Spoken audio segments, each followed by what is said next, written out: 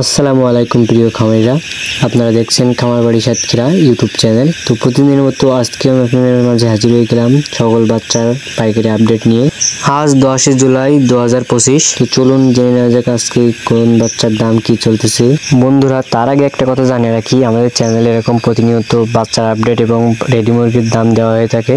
তো আপনারা এরকম ভিডিও পেতে চাইলে চ্যানেলে সাবস্ক্রাইব করে দিন।